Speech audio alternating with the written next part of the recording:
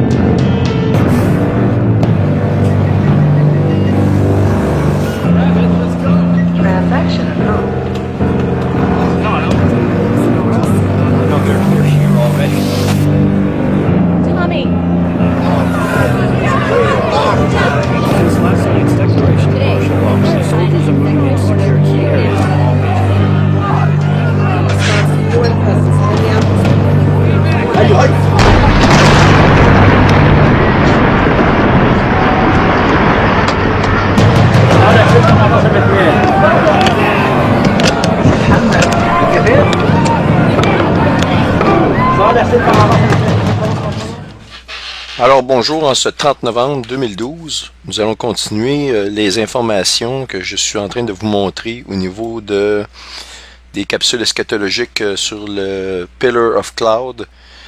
Alors ça va être la 4e partie. Ce que j'ai l'intention de faire actuellement, c'est de vous parler un peu de ce qui s'est passé hier, parce que c'est une journée historique et prophétique. Le vote qui a eu lieu aux Nations Unies hier. Et je vais vous démontrer que il y a un pays qui a réagi complètement différemment des autres dans leur façon de décrire la situation. Et ce pays se démarque de tous les autres pays pour une raison bien spécifique. Je vais vous dévoiler ce pays-là bientôt. Mais avant d'aller plus loin, je vais juste vous montrer, surtout ceux qui ont suivi la série La Femme et le Dragon que j'ai fait en 2011, dans laquelle je parlais qu'on n'avait jamais eu une convergence de prophéties. Et j'ai parlé à l'intérieur de cette série-là, j'ai montré des prophéties de plusieurs sources différentes, mais toutes ces prophéties-là convergeaient vers la même chose, qu'on parle des événements des derniers jours. Et j'avais même parlé de prophéties sumériennes. Certains m'ont critiqué d'utiliser des prophéties qui ne sont pas bibliques. Sauf que, encore une fois, ces mêmes personnes-là qui m'ont critiqué, si on peut aller, il y avait des sites internet, ces gens-là, on peut voir qu'ils utilisaient des musiques païennes des fois. Des fois, ils utilisaient des nouvelles pour expliquer leur témoignage, des nouvelles de ce monde. Et évidemment, si on est eschatologue, je peux prendre aucune nouvelle du monde. Je pourrais même pas vous montrer aucune nouvelle si on est logique avec leur façon de voir ces gens-là. Puis là, je dis pas ça pour les critiquer, mais si on est consistant, alors on devrait rien montrer d'aucune nouvelle du monde. On peut pas montrer les atrocités qui se passent parce que ça vient pas de la Bible. Alors, il faudrait que je reste avec les écrits bibliques, sans montrer que ce que la Bible nous donne comme prophétie, eh bien, je peux pas les appliquer avec les choses, les événements qui arrivent, parce que il faudrait juste que je lise la Bible sans montrer ce qui se passe dans le monde, ou d'expliquer les prophéties en disant, ben, regardez ce que la prophétie nous dit à l'avance. Et si la Bible nous parle d'une prophétie, c'est parce j'imagine que l'auteur, qui est Dieu de cette parole-là, voulait qu'on voit de nos yeux, qu'on comprenne que sa parole est réelle. Sinon, il n'y aurait pas écrit ça, on n'aurait pas de parole de Dieu. Je ne sais pas ce que c'est moi qui réfléchis mal ici. Donc, voyez-vous, je vais vous parler de cette prophétie-là sumérienne encore une fois. Je voulais vous donner une mise en garde. C'est pas dans les Sumériens que je mets ma foi, mais Satan connaît les prophéties et la parole de Dieu par cœur. Il sait qu'il est complètement foutu, que son temps est compté. Il est en train de se déchaîner actuellement, sachant qu'il a peu de temps qui lui reste. Chapitre 12 de l'Apocalypse. Mais Satan a un avantage. C'est pas un gros avantage parce qu'il s'en va dans le feu bientôt, mais il connaît la prophétie biblique. Il sait qu'elle va s'accomplir. Et par toutes sortes de moyens, je vous dirais, des moyens, des prodiges, eh bien, il peut prédire les choses, et évidemment, il les prédit parce qu'il sait qu'est-ce qui s'en vient. Et ça, c'était tiré du livre de Sitchin. Ceux qui se rappellent de la série, encore une fois, La femme et le dragon, vont se rappeler de cette prophétie-là dans laquelle je vais parler. Mais je vais y revenir parce qu'actuellement, ce qui est écrit ici prend très forme selon moi.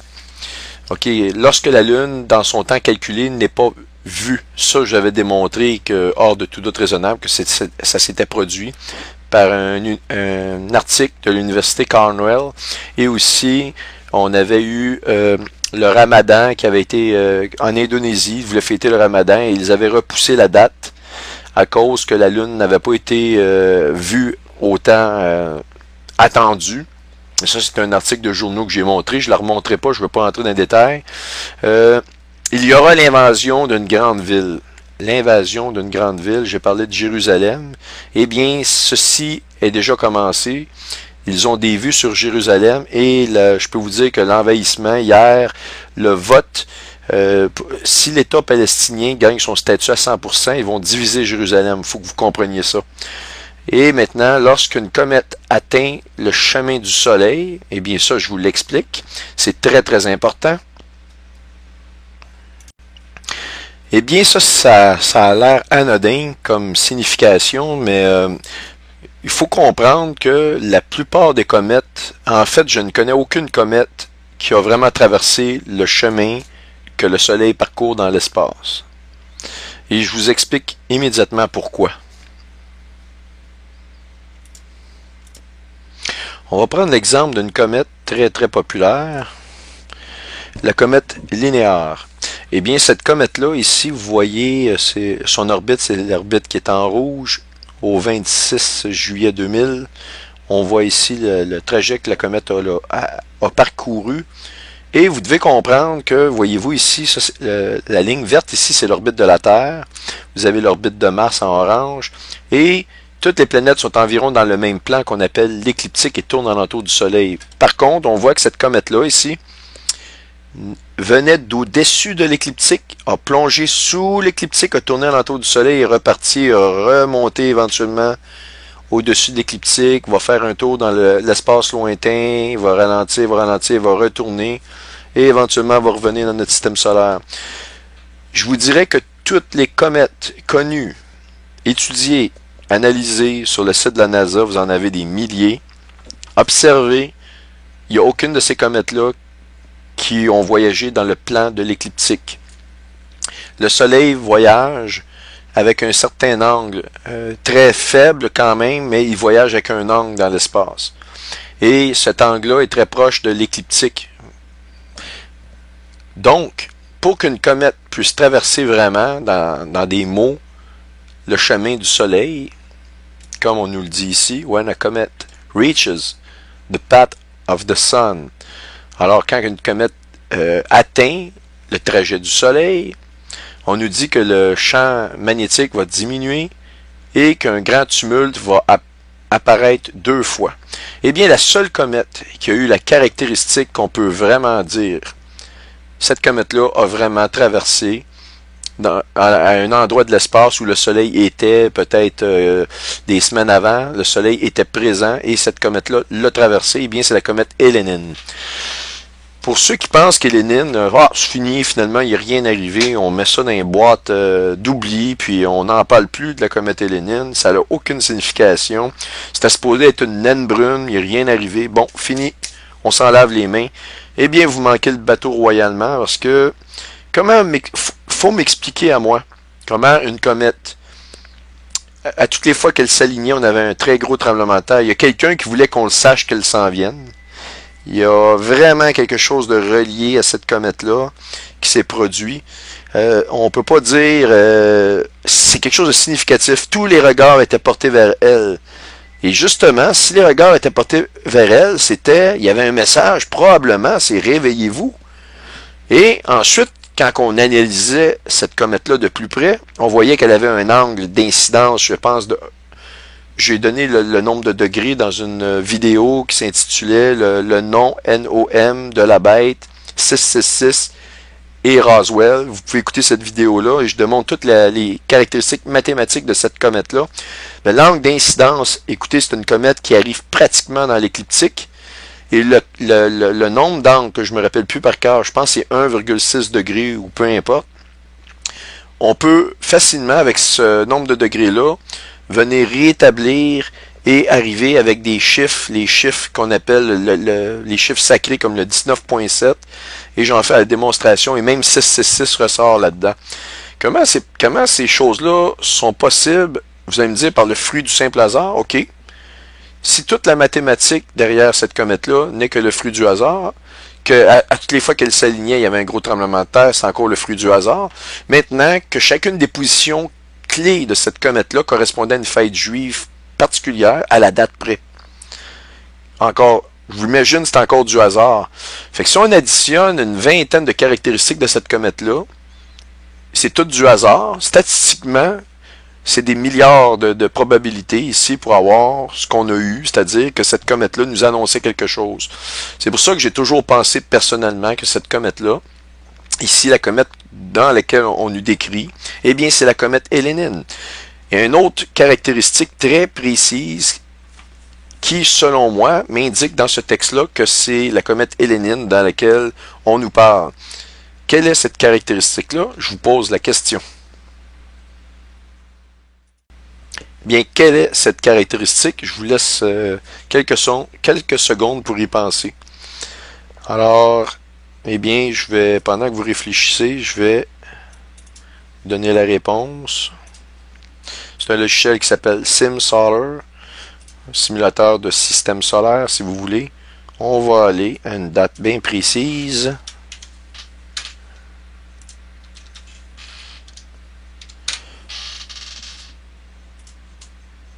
Est-ce que ça vous rappelle quelque chose, le 29 septembre 2011? Le 29 septembre 2011, eh bien, c'est une date bien précise et c'est la date que Hélénine s'est alignée avec la Terre. Et qu'elle a passé, quand je dis s'est alignée avec la Terre, c'est aligné entre le Soleil et la Terre précisément. Et c'est de là que je vous ai démontré qu'elle était vraiment au-dessus de la tête de la Vierge, tel que le chapitre 12 de l'Apocalypse nous parlait.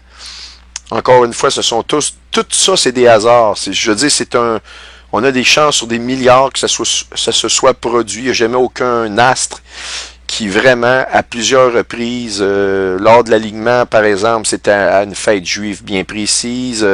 Lorsqu'elle a traversé l'écliptique, ça correspondait encore une fois à une fête juive.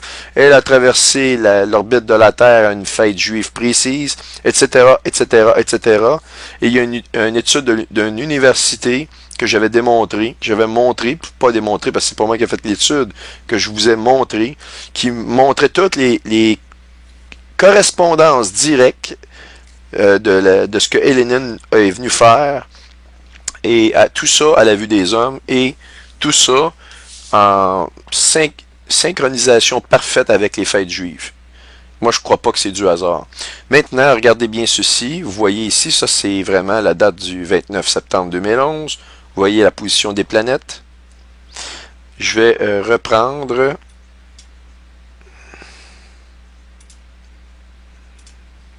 cette image-là ici. On va la mettre en perspective de cette manière-là pour que vous voyez bien que je ne triche pas, que c'est exactement la même image. C'est un peu difficile. Je vais rapetisser encore ici.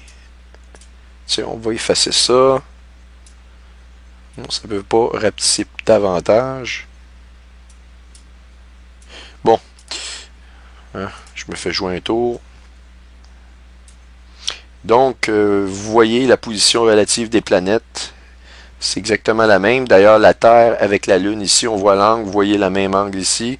Pluton, on voit ici en haut. On la voit. Ah, oups. Donc, vous voyez, Neptune est ici avec Uranus un petit peu en bas en diagonale. On va trouver Uranus ici. Vous voyez que c'est la même image. Je l'ai mis sur un logiciel de dessin et j'ai passé une ligne. Et voyez-vous, Vénus est alignée avec Jupiter en cette date où Hélénine s'alignait. Et on nous dit bien, quand Jupiter va avec Vénus. Et on nous dit que les prières des terres, des continents, vont atteindre les dieux, gods, avec un petit G. Hein, vous savez, ce sont tellement des bons dieux que ils se doivent d'être plusieurs. Ils ont une hiérarchie de dieux. Le mot Dieu ne leur suffit pas. Ils ont besoin d'avoir des dieux supérieurs à d'autres dieux. Mais en mon sens, quand vous êtes Dieu, vous êtes Dieu. Vous n'avez pas besoin de il n'y a pas personne qui peut vous supplanter. Je veux dire, vous êtes Dieu, vous êtes l'autorité suprême, mais pas dans ces cas-là. Ils ont des dieux. Donc, tout ça ici, ça a été tiré du livre de Zecharia Sitchin, dont le titre, je ne me rappelle plus du titre. Désolé, ma mémoire, j'essaie de vous transmettre, de vous remettre dans l'ambiance que des fois la mémoire de l'être humain oublie, et justement, vous voyez, vous en avez l'exemple avec moi, mais aussi la vôtre oublie, parce que c'est dans la nature de l'être humain. Et je vais vous montrer la feuille d'ambiance. Donc, vous avez la feuille au complet, la page 199, dans un chapitre qui s'intitule Darkness at Noon, noirceur à midi. La Bible nous enseigne que nous, enfants de Dieu, nous sommes dans la lumière pour ne pas que la nuit nous surprenne. Ça nous annonce vraiment, vraiment, vraiment que durant le jour, il va faire nuit, donc il n'y aura plus de lumière. Pour moi, ça parle. Et c'est drôle que il n'y a pas tellement longtemps, on a eu l'incident de la première du film de Batman, de Dark Knight Rise, la montée du chevalier noir, et ça peut être pris aussi en jeu de mots, parce qu'en anglais, night peut être night, un chevalier, ou la nuit, night, la nuit. Donc, c'est une double signification. Vraiment, un hasard, encore une fois. Je veux dire, ceux qui se moquent de ce que je suis en train de parler actuellement, c'est parce que m'amener... Moi, j'ai pas de problème que vous vous moquiez de moi. J'ai pas aucun problème avec ça. Laissons notre foi de côté. Je laisse ma foi dans le Seigneur, ma foi totale dans le Seigneur de côté. Vous laissez vos croyances de côté et regardons seulement les faits. Un fait, c'est un fait. Un fait, ça demeure un fait. Lorsque on voit un alignement comme ça, vous voyez le texte, je le cache pas, on voit l'alignement est là. Est-ce que tu te moques de moi encore? Oui, tu te moques de moi. Alors, quand que je rajoute et je rajoute et je rajoute des coïncidences qui s'additionnent sur un simple objet, encore du hasard. Donc, tous ces faits-là ne sont que le fruit du hasard. Alors que mathématiquement, il est facile de démontrer qu'il y a des chances sur des milliards que ça se produise. Alors, c'est pour ça que, bon, il y a eu beaucoup de désinformation aussi sur Lénine. Ça, c'est quelque chose que vous devez savoir.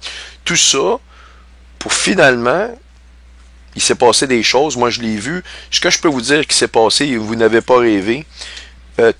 Une quantité incroyable de personnes d'influence se sont retrouvées au Colorado à ce moment-là, alors que c'est justement le QG du NORAD, le quartier général du NORAD, sont dans des installations montagneuses du Colorado, pas loin de l'aéroport du Colorado, et Barack Obama était là. Je peux-tu vous dire une chose, c'est que la Bible nous dit, ils se cacheront dans les montagnes pour fuir la colère de l'agneau. Eh bien, vous allez me dire, où tu as vu ça dans la Bible? Eh bien, voici les versets. Alors, dans le livre de l'Apocalypse, au chapitre 6 et au verset 15, je vais vous le lire. Il est écrit, les rois de la terre. Les rois de la terre, c'est qui, ça, les rois de la terre? Est-ce qu'on les appelle pas l'élite? Les gouvernements? Hein? Les rois de la terre. Ça dit pas le roi de la terre, hein? Ça dit les rois de la terre. Vos gouvernements ne savent-ils pas ce qui s'en vient? Vous avez jamais entendu parler des bases souterraines partout aux États-Unis, partout dans le monde, en Europe, en Europe, dans plusieurs pays. Vous avez jamais entendu parler de ça. Là. Je veux dire, au Colorado, c'est un fait accompli historique. Toutes les constructions, les installations du NORAD, vous voyez seulement même pas 1% des installations avec l'aéroport. Tout est sous les montagnes. OK? Et c'est le centre stratégique américain pour le NORAD. Tout est regroupé là. Et je peux vous dire que lorsque Lénine s'est aligné, il y avait beaucoup de messieurs qui étaient déjà là au cas où que ça aille mal. C'est sûr que c'était une petite comète inoffensive, la NASA nous l'a dit, il n'y avait aucun problème, c'était de la bouillie, il n'y avait absolument rien. Je peux vous dire qu'ils se sont regroupés là pour des petits meetings. Finalement, il y a eu des phénomènes, j'en ai montré dans des vidéos qui s'appellent le 29 ou le 27 septembre. Et je montre des choses qui se sont produites cette journée-là qui sont vraiment spéciales. Si j'ai le temps, je vais vous expliquer comment ces choses-là sont possibles, comment un courant électrique peut se transformer en vague gravitationnelle et l'inverse. Tout ça, c'est des choses que si j'ai le temps, je vais vous parler. Ça fait longtemps que je vais vous en parler, j'ai pas eu le temps, mais... Et donc, je vais continuer ici, chapitre 15. Donc, les rois de la terre, les grands, les chefs militaires, les riches, les puissants, tous les esclaves et les hommes libres se cachèrent dans les cavernes et dans les rochers des montagnes. Et il disait aux montagnes et aux rochers, tombez sur nous et cachez-nous loin de celui qui est assis sur le trône et loin de la colère de l'agneau. Qui est l'agneau? L'agneau, c'est Jésus. Il n'y a pas d'autre façon de le dire que l'agneau dans la Bible, l'agneau parfait de Dieu, c'est Jesus Christ. En effet, le grand jour de sa colère est venu. Qui peut résister? Eh bien, voilà, ce que je peux vous dire, c'est qu'actuellement, tous ces systèmes-là sont prêts et ils ont vraiment été, Obama était là subitement, il était pas tout seul. Beaucoup de gens ont été faire un petit voyage dans la région du Colorado. Et donc, on vaut mieux prévenir que guérir. Mais, évidemment, ça a fait rire bien du monde. Il s'est rien passé, donc il n'y avait rien. Donc, il était là par hasard. Non, il n'était pas là par hasard. Il aurait pu se produire de quoi? Le Seigneur, actuellement, il augmente les cataclysmes. La pression augmente sur la Terre. L'économie, rien ne va plus. Les signes sortent. Le Moyen-Orient, là, vraiment, on est vraiment rendu au bout de l'élastique. Mais il fait ça pour que des gens s'ouvrent les yeux. Il y en a qui s'ouvrent les yeux. Il y en a qui ont un cœur adouci. Ils veulent pas en voir plus. Déjà, ils en ont assez, mais il y en a. La Bible nous dit que lorsque le soleil va se changer en nova et que la terre va brûler, ils vont maudire Dieu. Ils vont continuer de maudire Dieu. Ils vont continuer de crier et de dire que c'est la faute de Dieu et tout ça. On le voit, il y a des gens il y a des gens qui se repentiront jamais. Il n'y a rien à faire. Donc, le Seigneur le sait, fait que un moment donné, ils perdent la vie, puis on passe à d'autres choses parce que un moment donné, on peut pas continuer de vivre dans un monde où il n'y a aucune justice dans ce monde-là. C'est de l'injustice par-dessus de l'injustice. Et souvent, la Bible nous dit il n'y a rien de ce qui est caché qui ne doit ne pas être révélé. Donc, le Seigneur va nous mettre en lumière toutes les choses qui se produisent actuellement dans le monde. Et on le voit au niveau de l'économie, on le voit au niveau des scandales qui sortent à gauche et à droite. Au Québec, on a vraiment je dirais, on a notre part de scandale. On est vraiment actuellement dans une phase où on voit des gens malhonnêtes qui viennent raconter leur vie malhonnête à la vue de tous et des gens qui disent ben non, c'est pas moi, non, c'est pas lui. Finalement, ce sont tous des témoins qui racontent des choses au risque des fois de leur vie, de leur carrière, de leur réputation, mais pourtant basés sur d'autres qui se protègent. C'est comme s'ils inventaient toutes ces histoires-là. Donc, je vais me permettre de vous lire un autre verset sur l'économie dans Jacques, le chapitre 5. Ça nous parle de l'économie, de ce qui va se passer dans les derniers jours. Et ceux qui ne reconnaissent pas que ce qu'on vit actuellement, c'est exactement ce qui est écrit des milliers d'années d'avant dans la Bible, eh bien, je peux pas rien faire de plus que de vous lire le texte que voici. À vous maintenant, les riches, pleurez et gémissez à cause des malheurs qui viendront sur vous. Vos richesses sont pourries et vos vêtements sont rongés par les mites. Votre or et votre argent sont rouillés. Et leur rouille s'élèvera en témoignage contre vous et dévorera votre chair comme un feu. Encore une fois, on parle ici du feu. Le jugement qui vient comme un feu. On parle pas juste d'un feu physique, mais d'un feu spirituel ici. Vous avez amassé des trésors dans les derniers jours. Vous avez amassé des trésors dans les derniers jours. Est-ce que vous avez besoin d'une explication de plus que ça se produit dans les derniers jours? C'est écrit noir sur blanc. Vous avez amassé des trésors dans les derniers jours. Le salaire des ouvriers qui ont moissonné votre champ et dont et dont vous les avez frustrés. Cris et les cris des moissonneurs sont parvenus jusqu'aux oreilles du Seigneur de l'univers. Vous avez reçu sur la terre, vous avez vécu sur la terre dans les plaisirs et dans le luxe. Vous avez rassasié votre cœur comme au jour de la boucherie. Vous avez condamné, tué le juste sans qu'il ne vous résiste. Eh bien voilà, le Seigneur vient à très grande vitesse et ça va brasser. Et surtout ce qui se passe au Moyen-Orient, je vous en parle maintenant. Je vais regarder ma feuille de route.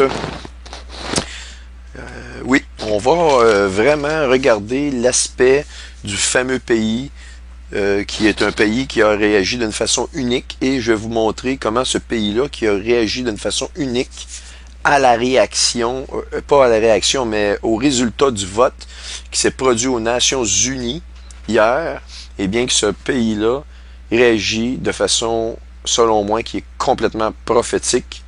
Donc, je vais vous montrer les faits et vous allez. C'est important de faire ressortir, c'est des fois des détails que vous allez lire, et ces détails-là, très importants, vont échapper à votre attention.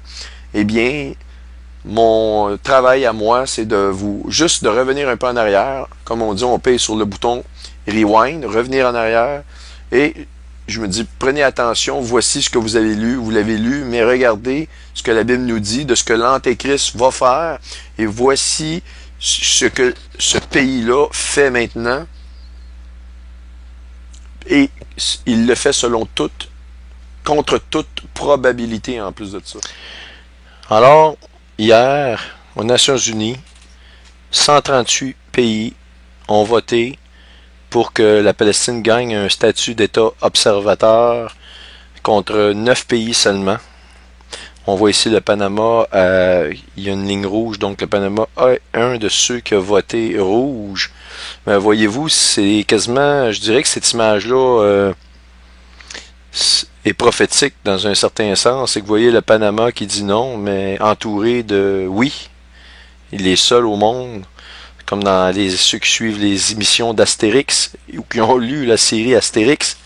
C'est le village d'Astérix, l'irréductible village de Gaulois entouré de l'envahisseur, petit bonhomme, Baorum, je ne pourrais pas tous les nommer, mais les villages romains alentours, eh bien ça ressemble à ça, l'image qu'on a ici. Et 41 qui s'abstiennent ici, donc une image qui vaut 1000 mots. Et il est arrivé quelque chose d'assez spécial hier, durant ce moment-là, que ça se produisait live, en direct. Il y avait une caméra disponible qu'on pouvait voir justement sur Livestream. Et il y a quelque chose qui me dit connecte-toi, connecte-toi, connecte-toi. Et je me suis connecté. Et j'ai filmé ce que je voyais à l'écran et je l'ai mis sur le site. C'est une petite vidéo qui dure 11 minutes, mais je vais vous en mettre un extrait. Et vous allez voir la même image, mais en vidéo. Et ce qui est important, je vais vous mettre des extraits. Moi, j'ai écouté les 22 premiers pays, parce qu'à suite au moment où ils ont divulgué ce vote-là, ils ont donné le résultat. Ils ont donné la parole à tous les pays du monde qui ont voté à ce niveau-là pour s'exprimer, à savoir c'est pourquoi la raison, quelle est la raison de leur vote, oui ou non, ou s'abstenir. Et le premier pays à parler, ça a été les États-Unis d'Amérique. Et les États-Unis d'Amérique ont fait quelque chose de spécial que les autres pays n'ont pas fait. Et je vais vous en parler, on va y revenir. Sauf que ce qui est important ici, c'est que dans tous les pays que j'ai écoutés, sur 22, tous ont dit « for peace and security », pour la paix et la sécurité. Tous, sans exception, ont dit cette phrase-là. Et seulement 2 pays ont dit pour la paix et pour la sécurité dans des phrases différentes, non collées, si vous voulez. Alors, il y a une prophétie très connue de la plupart des chrétiens dans la Bible, dans Thessaloniciens, et je vais vous la lire. Ok, c'est dans 1 Thessaloniciens 5, et je vais commencer au verset 3. Alors, il est écrit, « Quand les hommes diront paix et sécurité, alors une ruine soudaine fondra sur eux, comme les douleurs sur la femme enceinte, et n'y échapperont pas. la fameuse femme enceinte, le symbole de la Vierge dans le ciel, un signe qu'on a vu se réaliser dans le chapitre 12 de l'Apocalypse. Ça s'est réalisé le 29 septembre 2011, ce signe astronomique-là qui est décrit dans la Bible. Et on sait avec assurance que Saturne joue le rôle de Satan. Et parce que Saturne est relié à Chronos, et Chronos, il joue avec le temps, d'où le terme chronologie ou chronomètre. On mesure le temps avec un chronomètre, donc Chronos, il a la possibilité de manipuler le temps. Et la Bible nous dit que l'Antéchrist, Satan lui-même, va tenter de changer les temps. Bien qu'il va tenter, et on a déjà vu, je vous ai montré dans des capsules antérieures, les versets qui démontrent que c'est Dieu qui possède vraiment la science du temps et que c'est lui qui peut faire ce qu'il veut avec le temps. Donc, l'Antéchrist tentera de changer les temps.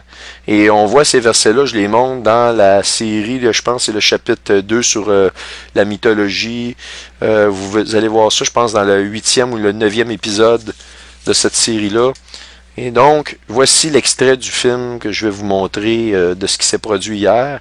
J'ai connecté mon appareil, je me suis mis à filmer, et quelques secondes après, nous apparaît à la vue cette image-là qui a été prise.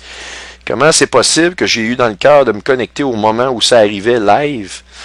Écoutez, encore une autre fois, un mystère, mais vous allez voir dans ma vidéo exactement l'histoire ici. Pas l'histoire, mais l'image qui a été prise comme image clé pour le grand titre de cette nouvelle-là ici, qu'on voit ici. Juste avant que j'oublie, je vais juste vous mentionner quelque chose. On revient ici à cette prophétie-là qui vient des Sumériens. Selon Sitchin, toujours, il y a plusieurs vérités, plusieurs mensonges là-dedans. C'est un ramassis d'un mélange de toutes sortes de choses. Mais les faits sont les faits. Quand quelque chose est écrit d'avance et que les choses se produisent, eh bien, il faut avoir notre attention là-dessus. Et ce qui est assez spécial, c'est le tumulte qui se produit à double reprise.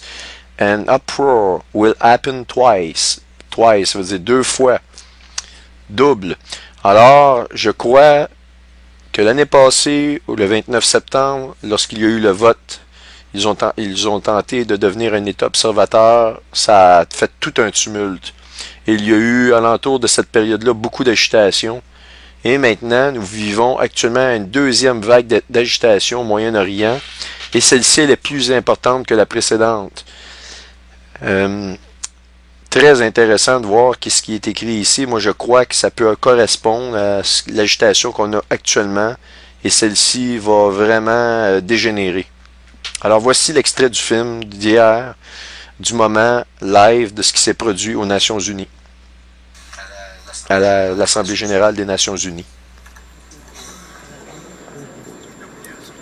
Vous allez voir bientôt la fameuse image de l'article que je vous ai montré apparaître. Je venais de me brancher, de filmer ce qui se passait, puis c'est l'image que vous voyez en avant.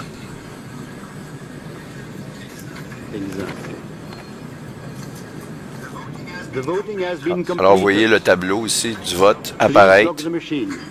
C'est ça qui servait à faire la fameuse photo de l'article. Il s'est passé même pas 30 secondes entre le fait que je me connecte et je vois le vote arriver. On voit la réaction de la plupart des gens de l'Assemblée. The result of the voting is as follows. In favor, 138. Opposed, 138 pour, 9 contre, 41 abstinences. Là, ils vont inviter chacun des pays à dire, à parler pour savoir pourquoi ils ont voté leur décision finalement. Et c'est les États-Unis. Et les États-Unis vont qualifier de cette résolution-là, ils vont la condamner en disant que c'est une résolution malheureuse et contre-productive. Et que seules les négociations directes entre la Palestine et Israël peuvent donner des résultats. Et il faut que ça soit comme ça et non pas forcer les choses. Et c'est assez spécial parce que je vais vous montrer comment la politique américaine est tout autre. Ladies and complètement autre de ce qu'il semble dire aux Nations Unies. Has taken place today in the General Assembly. The decision by the General Assembly to accord Palestine non-member observer status in the United Nations was a prerogative of the member states. Alors Ban Ki-moon, ce qu'il dit, c'est qu'ils vont recevoir la demande d'État observateur de la Palestine avec à bras ouverts et qu'il est heureux de cette... qu'ils ont un droit légitime d'être un État indépendant et qu'Israël peut vivre en paix et sécurité. Vous allez voir, la paix et sécurité est répétée par toutes les personnes. Tous les pays qui ont passé ont nommé paix et sécurité. We must give due impetus to our collective efforts to ensure that an independent, sovereign, democratic, contiguous, and viable state of Palestine lives side by side with a secure state of Israel. Que le but de leur démarche est d'avoir un État indépendant qui vit dans la paix avec Israël de Palestine, si vous voulez.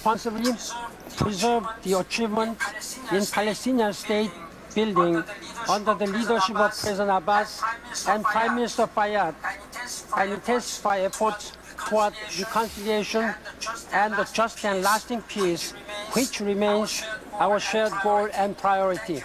Thank you. Alors là, c'est les États-Unis qui vont prendre la parole, les premiers. Je vais vous expliquer pourquoi les États-Unis sont les premiers à parler.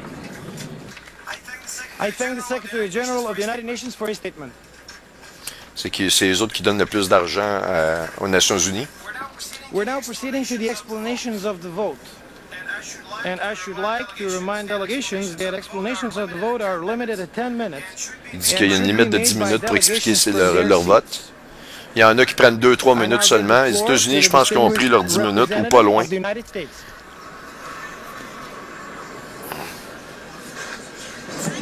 Thank you, Mr. President. For decades, the United States has worked to help achieve Bon, ce qu'elle dit, c'est depuis des décennies, les États-Unis ont aidé à régler ce conflit-là via des négociations. Un conflit qui date depuis longtemps et qui ne semble pas prendre fin. Can the Palestinians and Israelis achieve the peace that both deserve? Two states for two peoples, with a sovereign, viable, and independent Palestine living side by side in peace and security, with a Jewish and democratic Israel. That remains our goal. Bon, elle dit que les deux méritent d'être souverains, vivre dans la paix, la Palestine et les États-Unis, puis se reconnaître mutuellement. Will it bring the parties closer to peace or push them further apart? Elle dit cette résolution-là va-t-elle amener cette paix-là, ce processus de paix-là plus proche ou l'éloigner? Elle va dire plus tard que c'est pas bon, que c'est contre-productif et malheureux cette décision-là. Donc la position, elle vient de le dire,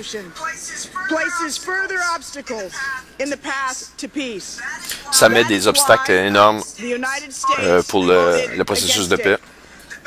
The backers of today's resolution say they seek a functioning, independent Palestinian state at peace with Israel. So do we. But we have long been clear that the only way Elle dit ceux qui ont voté pour, ils voient comme un État palestinien qui vit souverain en paix avec Israël. Mais elle dit que c'est seulement, selon les États-Unis, ils ont été clairs depuis des années que c'est seulement à travers la négociation entre les deux parties, avec de l'aide, mais que ce soit eux qui négocient leur paix.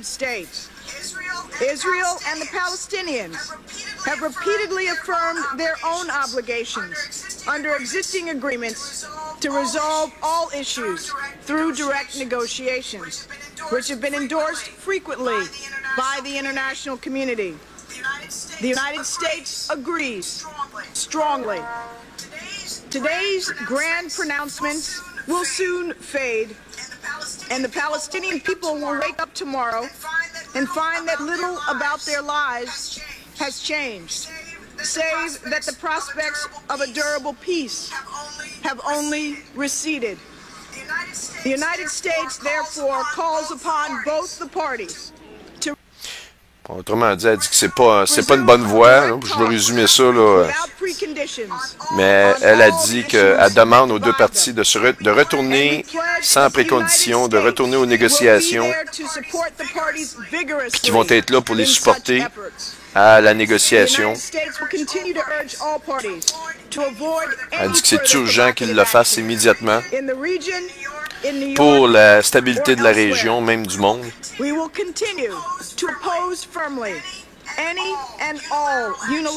Les États-Unis s'opposent, ils vont continuer de s'opposer formellement à toute prise de position unilatérale et forcer les choses.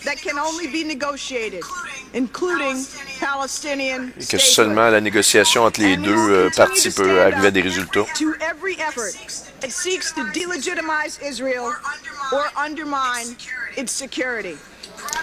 Qui vont rejeter toutes sortes de solutions qui compromettent qu'Israël est légitime comme pays et qui compromettent sa sécurité.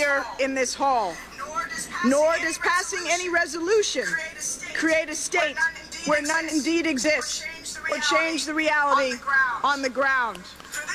For this reason, today's vote should not be misconstrued by any as constituting eligibility for UN membership. It does not. This resolution does not establish that Palestine is a state. Bon, cette résolution n'établit pas que la Palestine est un État officiel.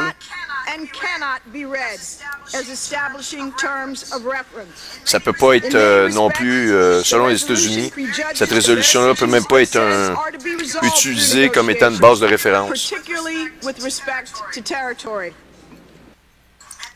At the same time, it virtually ignores other core questions, such as security, which must be solved for any viable agreement to be achieved. President Obama has been clear in stating what the United States believes is a realistic basis for successful negotiations. Exactement. Elle dit que le président Obama a été très clair que c'est seulement à travers des négociations entre les deux parties qu'il va y avoir un processus de paix. Mais par contre, je vais vous montrer ce que Obama a fait en arrière. C'est ça qui est intéressant ici. Alors, les États-Unis ont été le pays qui a le plus critiqué ce processus-là. Mais c'est le pays qui agit le plus à l'inverse de ce qu'il si vous voulez, de la condamnation de ce processus-là, comme on peut le voir, là. Elle répète un peu les mêmes choses. Long after the speeches have been forgotten, it is the Palestinians and the Israelis who must still talk to Comme je vous dis, je vous donne l'essentiel de ce qu'elle mentionne. Bon, encore, elle répète la même chose, de trouver le moyen de vivre un à côté de l'autre dans la paix et la sécurité. I thank the distinguished representative of the United States, and I now give the floor to the distinguished representative of C'est la France qui parle maintenant. Comme j'en ai écouté 22, tous ont dit paix et sécurité. Monsieur le Président. Et écoutez bien, je vais le couper rapidement celle-là, mais écoutez bien ce qu'il va dire encore pour vous prouver que c'est toujours le nom paix et sécurité qui est mentionné dans chacun des explications de leur vote. Il dit qu'ils votent, qu'ils ont voté pour eux autres.